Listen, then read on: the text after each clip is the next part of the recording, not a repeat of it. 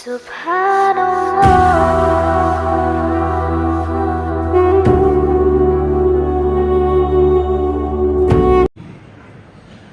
الحمد لله رب العالمين والصلاة والسلام على رسوله الكريم أما بعد فأعوذ بالله من الشيطان الرجيم بسم الله الرحمن الرحيم وإذ قال إبراهيم رب اجعل هذا بلدا آمنا وارزق أهله من الثمرات من آمن منهم بالله واليوم الآخر وقال تعالى وأن المساجد لله فلا تدعوا مع الله أحدا صدق الله العظيم سبحان ربك رب العزة عما يصفون وسلام على المرسلين والحمد لله رب العالمين اللهم صل على سيدنا محمد وعلى آل سيدنا مولانا محمد وبارك وسلم. معزز علماء اکرام، مفتیان اعظام اور شہر احمد پور کے تمام معززین سامعین، اور اگر میری آواز ہماری عورتیں جو پردے میں بیٹھی ہوئی ہے اگر وہاں تک جا رہی ہیں تو میری مائیں اور بہنیں، بہت مختصر بات آپ کے درمیان عرض کروں. سب سے پہلی بات تو بتاؤں کہ اللہ تبارک و تعالی دنیا کے اندر اپنے گھر جب بھی تعمیر فرمایا تو ان کے لیے خاص بندوں کا انتخاب فرمایا. مثال کے طور پر کعبۃ اللہ کی تعمیر کا جب بھی مسئلہ آیا تو ہم جانتے ہیں کہ اللہ نے کعبۃ اللہ کی تعمیر کے لیے حضرت ابراہیم اور اسماعیل علیہ السلام کو منتخب فرمایا، جو اللہ کے کیا تھے؟ بولو کیا تھے؟ نبی تھے، رسول تھے. نبی اور رسول سے گھر اپنا تعمیر نہیں فرمایا بلکہ اللہ نے اپنا گھر تعمیر فرمایا. ان کا اپنا گھر نہیں، کس کا گھر؟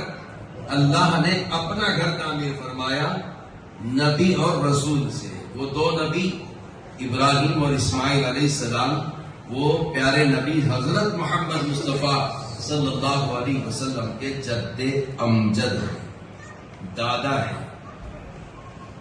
اس کے بعد سب سے محترم گھر، اس میں نماز پڑھنے کا ثواب 50,000 نمازوں کا ثواب ہے، مسجد نبوی ہے. مسجد نبوی کی تعمیر کا جب مسئلہ آیا تو مسجد نبوی کی تعمیر کے لیے کسی اور کا انتخاب نہیں فرمایا. اللہ نے اپنے پیارے رسول حضرت محمد مصطفیٰ صلی اللہ علیہ وسلم کو قبول فرمایا کہ محمد صلی اللہ علیہ وسلم کعبۃ اللہ کو تعمیر کرنے والے ابراہیم اور اسماعیل ہیں، لہذا مسجد نبوی کو تعمیر کرنا آپ کی ذمہ داری ہے. لہذا اللہ کے رسول صلی اللہ علیہ وسلم نے مسجد نبوی کی تعمیر میں خود اپنے ہاتھوں سے سامان لے کر آتے تھے اور تعمیر کرتے تھے. جبکہ اگر آپ یہ علماء اکرام اگر باہر سے مٹی کا ڈھیلا بھی لاتے تو آپ کیا بولتے؟ ارے مولانا رکھیے ہم لے جاتے ہیں، ہم سے کام لے لیجیے. صحابہ اکرام بھی پیارے نبی صلی اللہ علیہ وسلم سے عرض کرنے لگے یا رسول اللہ آپ اتنی تکلیف کیوں اٹھا رہے ہیں؟ تو آپ نے فرمایا ثواب کا حقدار میں بھی. مسجد نبوی کی تعمیر کس کے ذریعے؟ پیارے نبی حضرت محمد مصطفیٰ صلی اللہ علیہ وسلم. تیسری مسجد جو مسجد اقصی ہے، بیت المقدس جسے ہم کہتے ہیں، اور بیت المقدس کی تعمیر کو اللہ تبارک و تعالی نے جس نبی کا انتخاب فرمایا وہ حضرت سلیمان علیہ السلام ہے. کون ہے؟ اور حضرت سلیمان علیہ السلام کو اللہ تبارک و تعالی نے اتنی بڑی طاقت دی تھی کہ وہ چاہتے تو جنات کے ذریعے لمحوں میں تعمیر کرتے تھے مسجد کو، لیکن حضرت سلیمان علیہ السلام نے اپنے ہی لوگوں کو اور اس زمانے کے جتنے جنات تھے ان سب کو اپنی نگرانی میں کام کروایا کہ مجھے مسجد اقصی تعمیر کرنا ہے، لہذا تم سب میرے ساتھ شامل ہو جاؤ. چنانچہ مسجد اقصی تعمیر ہوئی ہے سلیمان علیہ السلام کے اشارے سے، اور جب مسجد اقصی تعمیر ہو چکی تو پھر اس کے بعد اللہ تبارک و تعالیٰ نے ان کو وفات دی ہے۔ میں نے 3-4 نبیوں کے نام سنائے، یہ اللہ کے برگزیدہ لوگ ہیں جن کا انتخاب اللہ نے کیا۔ اب آپ پتہ لگا سکتے ہیں کہ مسجدوں کی تعمیر کرنے والے لوگوں کے دل کتنے صاف ہوتے ہیں۔ اللہ نے ہزاروں لاکھوں لوگوں میں سے ان افراد کو چنا۔ ایسے ہی شہر احمد پور کی یہ مسجد نور جہاں، نام بھی کتنا اچھا ہے، نور جہاں، جہاں نور ہو گیا۔ کیا ہو گیا؟ نور کے معنی روشنی، مسجد نور جہاں، جہاں روشن ہو گیا، یہ پورا علاقہ روشن ہو گیا۔ اور پھر جس راستے میں جا رہے تھے وہ راستہ بھی روشن تھا۔ مسجد نبوی مدینہ منورہ کے راستے میں ان کی وفات ہوئی، یہ محترمہ کی، تو وہ راستہ بھی کون سا تھا؟ وہ روشن راستہ تھا۔ اس لیے کہ مدینہ منورہ، مکہ معظمہ سے مدینہ منورہ جب جا رہے ہیں تو ایک بات بتاؤں، مسجد نبوی سے لے کر مکہ مکرمہ تک کے درمیان کا فاصلہ تقریباً 500 میل کا ہے۔ کتنے میل کا ہے؟ مکہ مکرمہ سے مسجد نبوی تک کا جو فاصلہ ہے، اور اللہ نے میقات بنا دی۔ میقات ہمارے لیے الگ میقات ہے جہاں سے احرام باندھ کے ہم گھستے ہیں، جاتے ہیں حرم میں، کسی اور کو دوسری طرف سے، کسی اور کو دوسری طرف سے۔ لیکن مدینہ منورہ سے جب حرم شریف کو آدمی جاتا ہے تو مسجد نبوی سے نکلتا ہے، مدینہ منورہ سے نکلتا ہے، چند میل کے فاصلے پر جاتے ہی حرم کی حدود شروع ہو جاتی ہے۔ حرم کی حدود شروع ہو جاتی ہے۔ اللہ بتلا رہے ہیں مجھے اپنے نبی سے اتنی محبت ہے کہ میں نے مکہ مکرمہ کی حدود کو، حرم میں آنے والے تمام لوگوں کو پابند کر دیا۔ خبردار خبردار، اگر مسجد نبوی سے، مدینہ منورہ شہر سے اگر مکہ المکرمہ آنا ہے تو چند میل کا فاصلہ طے کرنے کے بعد آپ کو احرام باندھنا پڑے گا۔ احرام بغیر باندھے آؤ گے تو دم واجب ہوگا۔ کیا پتہ چلا؟ پتہ یہ چلا کہ اللہ نے اپنے گھر کی حدود کو اتنا لمبا کر دیا، اتنا لمبا کر دیا، گویا مدینہ منورہ کی سرحد میں اللہ نے مکہ المکرمہ کے حدود کو داخل کر دیا اور اعلان کر دیا مجھے اپنے نبی سے اتنی محبت ہے، کھڑکی کھولو تو مدینہ منورہ، اور کھڑکی کھولو تو مکہ مکرمہ، کھڑکی کھولو تو مدینہ منورہ، کھڑکی کھولو تو مکہ مکرمہ، ادھر مکہ مکرمہ ادھر مدینہ منورہ۔ اللہ نے فاصلے کو اتنا سمیٹ دیا اپنے مکہ المکرمہ کے۔ اور دوسرے علاقے میں آپ دیکھیے کافی دور جانا پڑے گا، بالکل مکہ المکرمہ کے قریب جانے کے بعد آپ کو احرام باندھنا پڑے گا، لیکن مسجد نبوی سے جب جائیں چند ان کے فاصلے پر فوری احرام باندھنا۔ تو بہرحال اللہ تبارک و تعالیٰ کا یہ انتخاب ہے۔ آج آپ کے شہر میں چند نفوس قدسیہ، بزرگان دین، جن کو اللہ نے اس گھر کی تعمیر کے لیے منتخب فرمایا، اور یہ تعمیر مکمل ہو چکی۔ حضرت سلیمان علیہ السلام نے دعا کی تھی، مسجد اقصی تعمیر ہو گئی تھی، اور بہت بڑی دیر کھانے کی بنائی تھی۔ یہاں بھی بنائی کہ نہیں بنائے مجھے نہیں معلوم، بنا بھی دیے ہوں گے تو بہت اچھی بات ہے، سلیمان علیہ السلام کی سنت ہے۔ اور مسجد نبوی جب تعمیر ہوئی تھی، اللہ کے رسول صلی اللہ علیہ وسلم نے مسجد نبوی کی تعمیر پر بھی بہت خوشی منائی۔ مکہ المکرمہ تعمیر ہوا تو اللہ تبارک و تعالی نے اس وقت اتنی آبادی نہیں تھی جتنی آج ہے۔ مسجد مکہ المکرمہ میں کعبۃ اللہ جب تعمیر ہوا تھا اتنی آبادی نہیں تھی، تو اللہ تبارک و تعالیٰ نے مکہ المکرمہ کے تعمیر کروانے کے بعد ابراہیم علیہ السلام کو توفیق دی، اے ابراہیم میرا گھر تو تعمیر ہو چکا اور تم نے بڑے خلوص اور للہیت سے تعمیر کر دیا، مجھ کو راضی کرنے کے جذبے سے تعمیر کر دیا، اب مانگو کیا مانگتے ہو۔ کیا کہا؟ بات سمجھ میں آ رہی نہیں آئی؟ نیند آ رہی آپ کو؟ مانگو کیا مانگتے؟ تو ابراہیم علیہ السلام بھی اللہ کے بہت مقرب بندے تھے. کہا مانگوں گا تو وہ چیز مانگوں گا جو تیرے خزانے میں ایک ہے. کیا بولیں؟ اللہ کے خزانے میں کسی چیز کی کمی ہے، لیکن ابراہیم علیہ السلام کہہ رہے مانگوں گا تو وہ چیز مانگوں گا جو تیرے خزانے میں ایک کے علاوہ دوسرا. بولو کیا چیز مانگے ہوں گے؟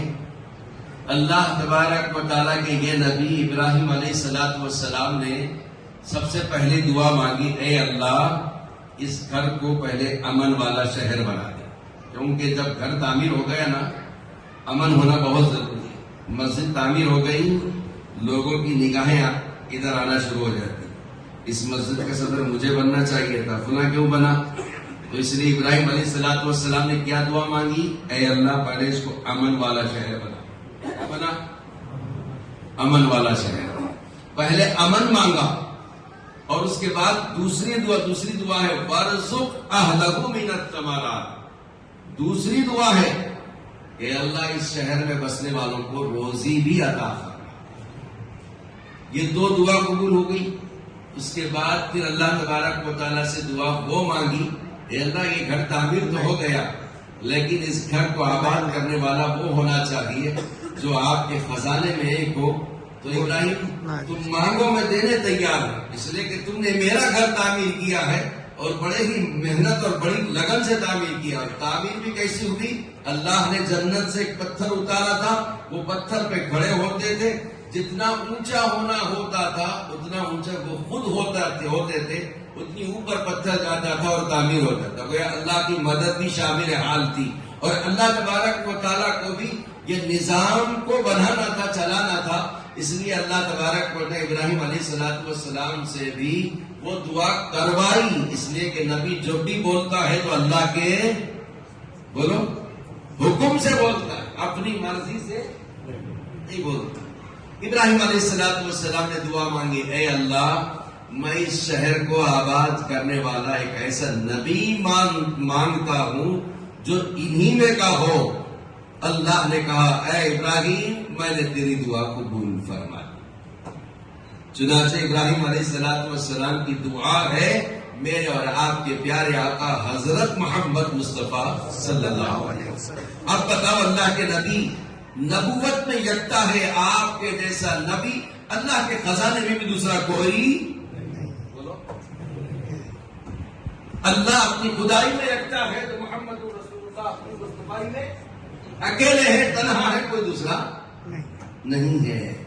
اس لیے اللہ تبارک و تعالیٰ نے آپ کی دعا قبول فرمائی. انشاءاللہ ہم بھی دعا کریں گے. آج مسجد تعمیر ہو چکی ہے لوگوں کے درمیان میں. اے اللہ مسجد تعمیر ہو چکی، مسجد کے آباد کرنے والے اسی محلے سے ایسے افراد کو تیار کر دے جو اس کو مستقل اخلاص اور للہیت کے ساتھ آباد کرنے والے ہوں، تاکہ یہاں پر نماز بھی ہو، ذکر بھی ہو، قرآن پاک کی تلاوت بھی ہو، اعتکاف بھی ہو، قرآن کے حلقے بھی ہو، دینی مسائل پر گفتگو بھی ہو، حلقے قرآن بھی ہو، درس قرآن بھی ہو، درس حدیث بھی ہو، مسائل پر گفتگو ہو. یہ تمام چیزیں جو مسجد کے اندر ہوتی ہے وہ تمام چیزیں روزانہ چلتی رہے تو یہ مسجد اور مسجد کے اطراف کا محلہ، جس مسجد کا نام نور جہاں ہے، اللہ اس پورے محلے کو بھی حقیقت میں نور جہان والا بنا دیتا ہے. جہان میں نور، جہان میں روشنی، پورے محلے کے اندر روشنی والا بنا دے گا. اور روشنی آتی ہے تو جہالت ختم، بولو نا، جہالت کا اندھیرا ختم ہو جاتا ہے. جیسے یہ لائٹ بند کر دو اندھیرا ہو جائے گا، لائٹ چالو کر دو روشنی ہو جائے گی. اندھیرا جہالت میں آتا ہے، جہالت کا اندھیرا ختم ہونے کے لیے روشنی کی ضرورت ہے. الحمدللہ وہ روشنی آپ کے پاس موجود ہے. تو الحمدللہ سب لوگ اس محلے کے ہیں، جتنے بھی ہیں وہ سب اس کو اپنے سجدوں سے، اپنے رکوع سے، اپنے قرآن پاک کی تلاوت سے، اعتکاف سے آباد کریں گے انشاءاللہ. ذرا اس محلے کے لوگ ہاتھ اٹھاؤ، اس محلے کے لوگ ہاتھ اٹھاؤ. ماشاءاللہ اس محلے کے لوگ جب ہاتھ اٹھا رہے ہیں تو آپ کی ذمہ داری ہے. مسجد تعمیر ہو گئی تو مسجد تعمیر ہوتے ہی مسجد کو اللہ دعا کرنے کی اجازت دیتا ہے. اے مسجد دعا کر. دعا کیا کرتی ہے مسجد؟ اے اللہ مجھے آباد کرنے والوں کو تو بھی آباد کر. مسجد کیا کرتی ہے؟ دعا دیتی ہے مجھے آباد کرنے والوں کو بولو تو بھی آباد کر. اور اگر مجھے کوئی ویران کر دے، برباد کر دے، تو پھر مسجد بددعا دیتی ہے جس طرح مجھے برباد کر دیا ان کو بھی تو برباد کر دیا. اس لیے مسجد کے قریب والے یہ جان لینا چاہیے کہ مسجد آباد ہوتی ہے تو گھر آباد ہوتا ہے، اور مسجد اگر ویران ہوتی ہے تو گھر ویران ہوتا ہے. اسی لیے پلاٹنگ کرنے والوں کو ہم مشورہ دیتے ہیں، اگر تم اپنے پلاٹنگ کے کاروبار کو چمکانا چاہتے ہو، بڑھانا چاہتے ہو، تو سب سے پہلے مسجد بنا دو. اس لیے کہ اللہ نے پوری دنیا کو بنانے سے پہلے کیا بنایا؟ بولو نا کیا بنایا؟ مسجد بنا دی. خانہ کعبہ بنایا تو پوری دنیا آباد ہو گئی. مسجد بن جائے گی، محلہ آباد ہو جائے گا. محلہ آباد ہو جائے گا، مسجد میں نماز پڑھنے والے افراد تیار ہو جائیں گے. محلے والے افراد نماز پڑھنا شروع کر دیں گے، ان کی زندگی آباد ہو جائے گی. تو بہرحال یہ بات مجھے مختصر عرض کرنی تھی. اب ایک اہم بات عرض کر کے اپنی بات ختم کرتا ہوں. بہت زیادہ وقت ہو رہا ہے تو عشاء کی نماز پڑھنا ہے. ہمارے مرکز 3 ہیں. کتنے مرکز ہیں بولو؟ ہمارے مرکز کتنے ہیں؟ 3 مرکز ہیں. یہ بات یاد رکھیں، اگر آپ کو اپنی ہدایت پر قائم رہنا ہے، فتنوں سے بچنا ہے، مسائل سے بچنا ہے، امن و امان کے ساتھ اللہ کے پاس جانا ہے، تو 3 ہمارے مرکز ہیں. کتنے مرکز ہیں؟ 3 مرکز. سب سے پہلے، اور تینوں کے تینوں میم سے آتے ہیں. تینوں کے تینوں کس سے آتے ہیں؟ میم سے آتے ہیں. سب سے پہلا ہمارا مرکز مسجد ہے. اس کا اگر مسجد میم سے ہے، کیا ہے سب سے پہلا مرکز؟ ہم سب کا مسجد میں آنا جانا ہونا چاہیے.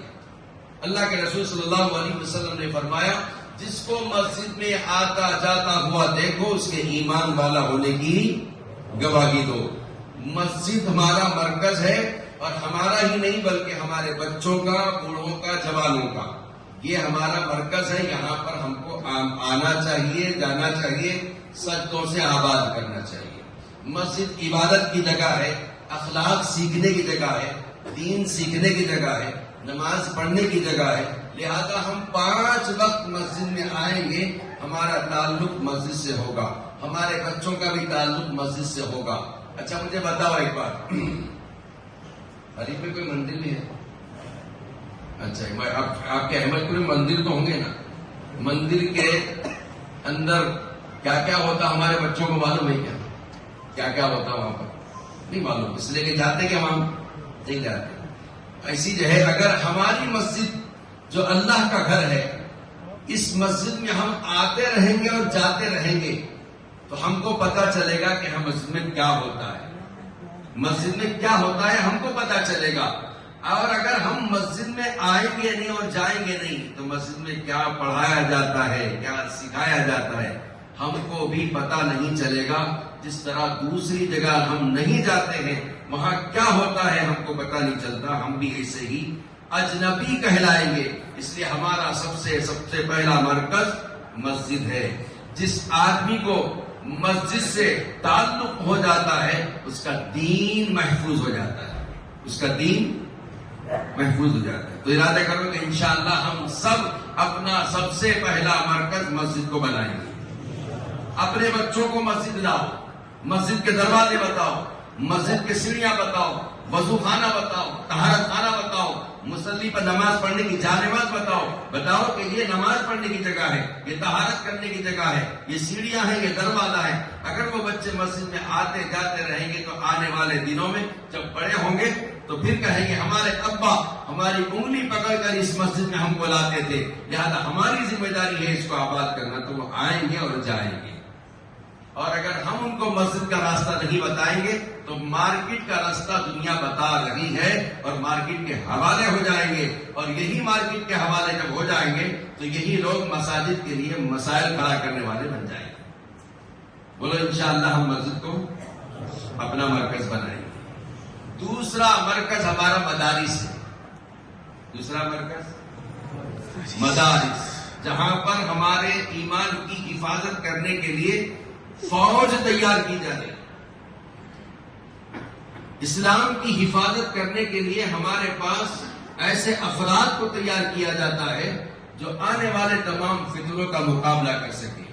مسائل سکھائے جاتے ہیں، دین پر گفتگو ہوتی ہے، باریک باریک باتیں سکھائی جاتی ہیں، اور وہ مدارس جہاں ہمارے پاس پڑھانے والے افراد موجود ہوتے ہیں، ہمارے نکاح کے مسائل، ہمارے مارکیٹ میں لین دین کے مسائل، میاں بیوی کے مسائل، وراثت کے مسائل، عبادت کے مسائل، معاملات کے مسائل، کس طریقے سے زندگی گزارنا چاہیے، ان تمام مسائل کو کہاں سکھایا جاتا ہے؟ بولو. مدارس. ہمارا دوسرا مرکز کیا ہونا چاہیے؟ بولو.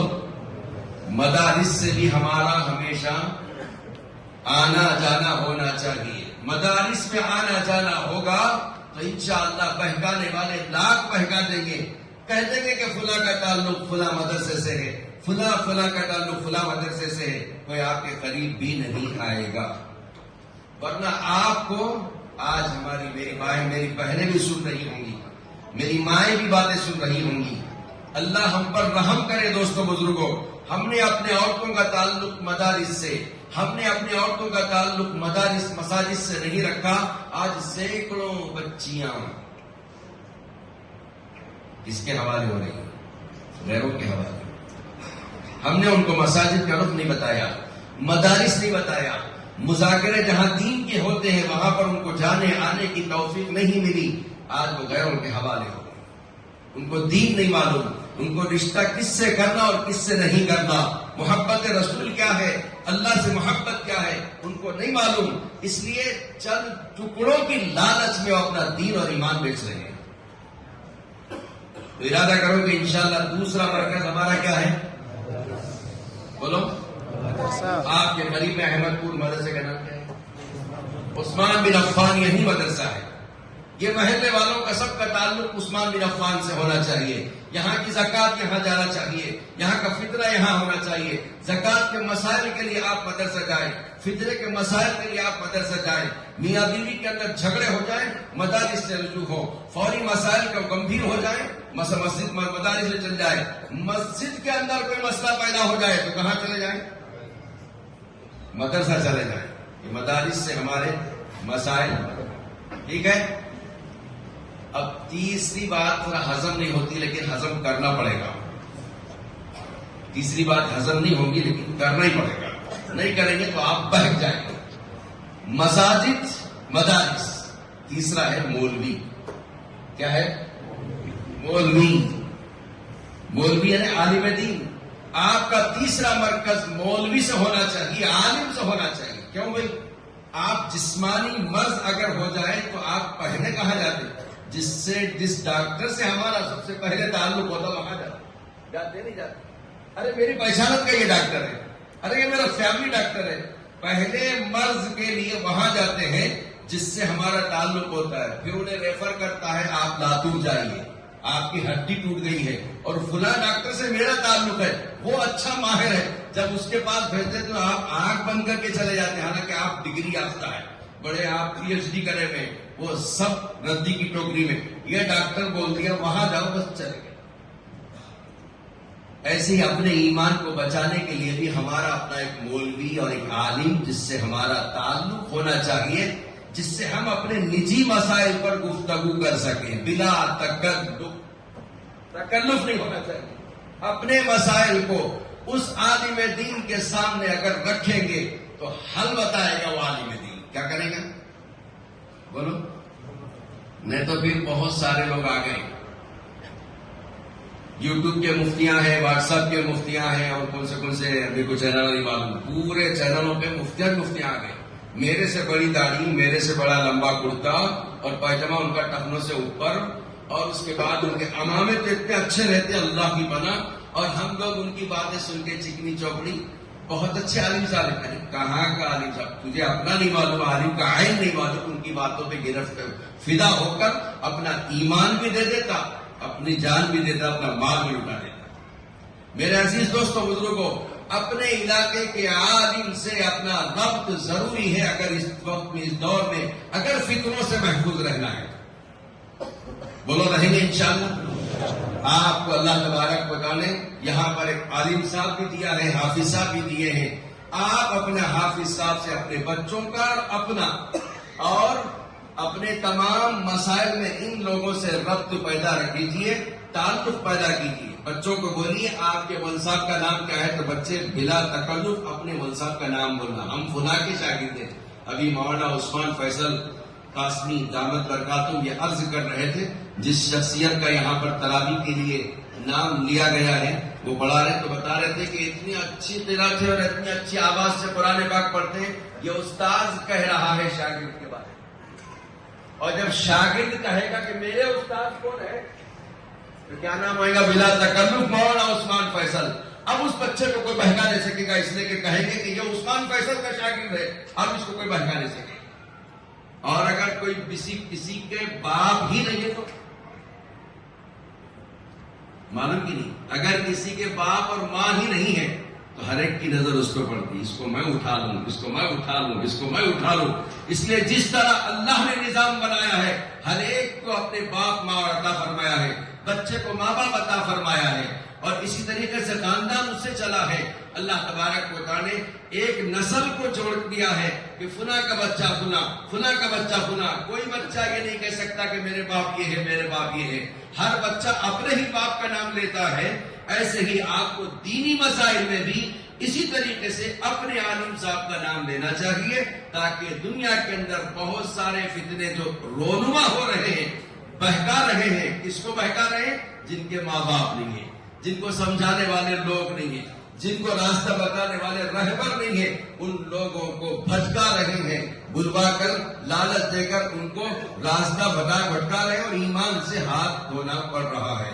الحمدللہ آپ کا شہر احمد پور علماء کی بستی ہے، بہت سارے علماء ہیں، ان تمام علماء سے اپنا تعلق مضبوط رکھیے۔ تو میری بات سمجھ میں آگے؟ مرکز کتنے ہیں؟ پہلا مرکز، دوسرا مرکز، تیسرا مرکز مولوی صاحب۔ بس یہی بات یاد رکھنا چاہیے، اور خواتین سے بھی میں عرض کروں گا جو یہاں پر بیٹھی ہوئی ہے، جس کا انتظام کیا ہمارے یہاں کے ذمہ داروں نے، میں ان خواتین سے بھی عرض کروں گا، میری مائیں بہنیں، آپ تو الحمدللہ اپنے گھر کے اندر رہتی ہیں، نماز پڑھتی ہیں، ذکر کرتی ہیں، لیکن بہت ساری خواتین آپ کے پاس بھی آ کر بہکانے کی کوشش کرتی ہیں۔ آپ بھی اپنے گھر کے اندر یہ کہنا، ہمارے پاس 15 دن میں 10 دن میں ایک مرتبہ یہاں پر عالم صاحب آ کر ہم کو بیان کرتے ہیں، آپ اپنی بات ان کے سامنے رکھیے۔ اگر آپ کی بات انہوں نے سچ بولے تو بات مانیں گے، آپ کی بات انہوں نے سچ نہیں کہے تو ہم آپ کی بات ماننے والے۔ بولو، ہم نے اپنی جان اور اپنے ایمان کو بیچ دیا ان کے لیے، تم نے ہمیں خرید کر انمول کر دیا، جب تک بکے نہ تھے کوئی پوچھتا نہ تھا۔ شاعر نے کہا جب تک بکے نہ تھے کوئی پوچھتا نہ تھا، تم نے ہمیں خرید کر انمول کر دیا۔